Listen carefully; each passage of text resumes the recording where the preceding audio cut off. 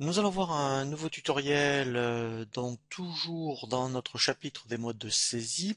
Nous avons vu la saisie des relevés bancaires manuels. Cette fois-ci, on va voir comment importer automatiquement un relevé bancaire. Alors, il y a une procédure à suivre dans le sens où, dans un premier temps, il va falloir faire ce qu'on appelle des critères de comptabilisation pour que lorsque vous avez votre relevé bancaire, il va falloir paramétrer chaque libellé pour lui faire comprendre, par exemple, que EDF, eh bien, dès qu'il voit le libellé EDF, il faudra le mettre dans le compte de charge EDF.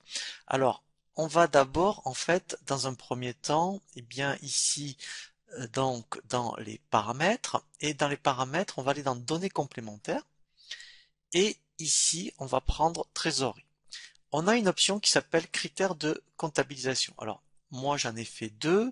Alors, on va aller voir en détail. Donc, il faudra effectivement ajouter des critères de comptabilisation. Donc, par exemple, ici, je lui fais comprendre que dès que je vois, mettons, EDF, le libellé EDF, eh bien, ici, donc, alors je lui indique le sens, hein, donc ce sera bien au débit. Je vais donc le ventiler sur la BNP.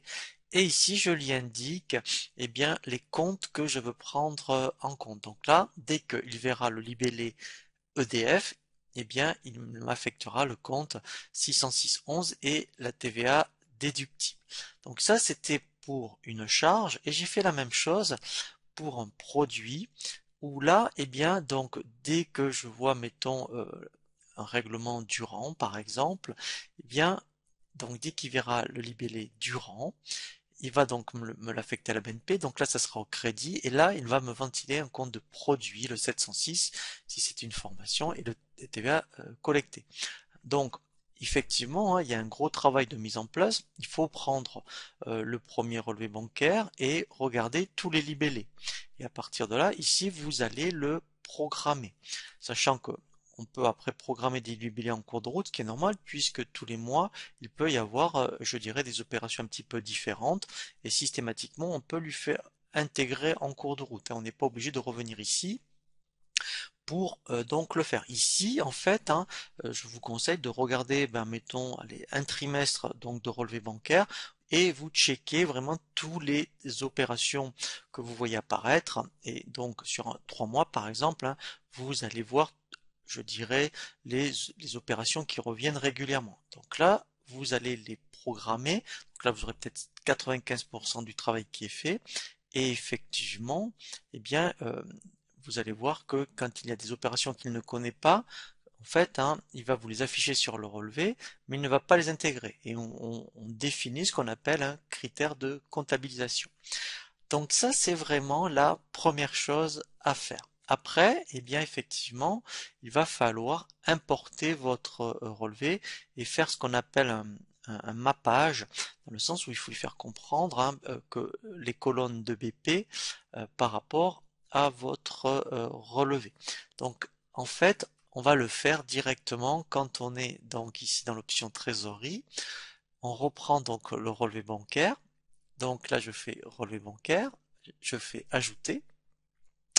Donc ici, c'est comme donc sur le relevé bancaire manuel, hein.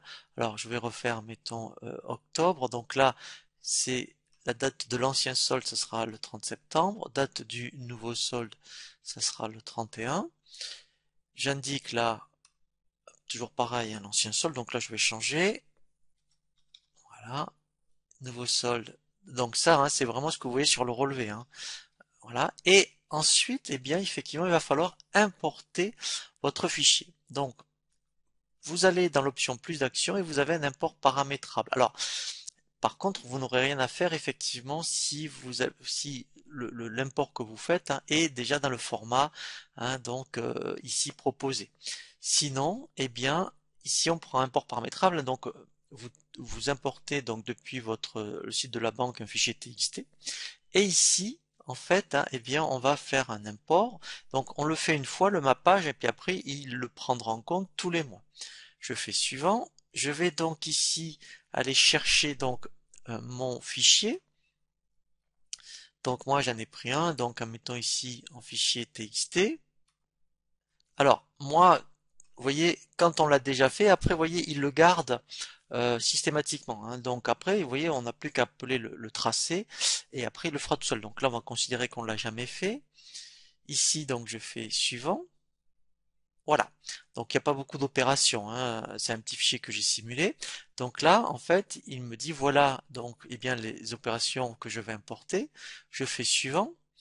Et là, voilà. Donc ici, il va falloir faire ce qu'on appelle un mappage. Donc là, en fait, ici, il me délimite bien les champs avec la virgule. Je fais suivant. Voilà. Donc ici, il va falloir faire concorder les colonnes que BP connaît et celles qu'il ne connaît pas. Donc celles qu'il connaît, vous voyez, c'est débit crédit. Donc ensuite, eh bien, la date d'opération, je me mets ici dans date et je lui dis, ben, la date correspond, voilà, à celle d'ici. Donc lui, il me l'a bien donc indiqué. Après, eh bien ici, j'ai la pièce. Donc ici, il voit qu'il y a un champ qui s'appelle pièce, donc il va le mapper et le libeller. Eh bien ici, je mets libellé d'opération, libellé. Voilà, et là, vous voyez, il m'a fait les correspondances. Donc là, on dit qu'on a fait un mappage. Et après, vous lui donnez un nom. Comme ça, le mois d'après, vous n'aurez pas à refaire cette opération. Et en fait, il l'intégrera directement parce qu'il connaît le bon tracé.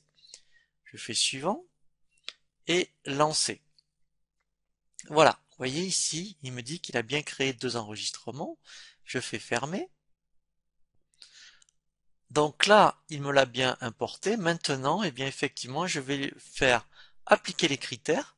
Dès que l'on a cliqué donc sur appliquer les critères, eh bien lui, en fait, vous voyez, il les a pris en compte, il donc les a comptabilisés.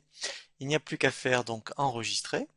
Voilà, ici donc, il va me confirmer qu'il va bien comptabiliser 2 mouvements dans le journal de banque. Donc on va maintenant vérifier. Alors après, là, l'intérêt, c'est que vous voyez ici, il historise, hein, les relevés bancaires. Et ensuite, eh bien, si je vérifie, je vais dans quotidien. Je vais donc dans saisie journal d'octobre et dans le journal ici de banque. Voilà, vous voyez ici, j'ai bien donc mes opérations. Donc c'est très pratique, hein, l'import de relevé bancaire, hein, surtout quand on a beaucoup de mouvements ou par exemple quand on est dans une activité où on a des opérations carte bleue.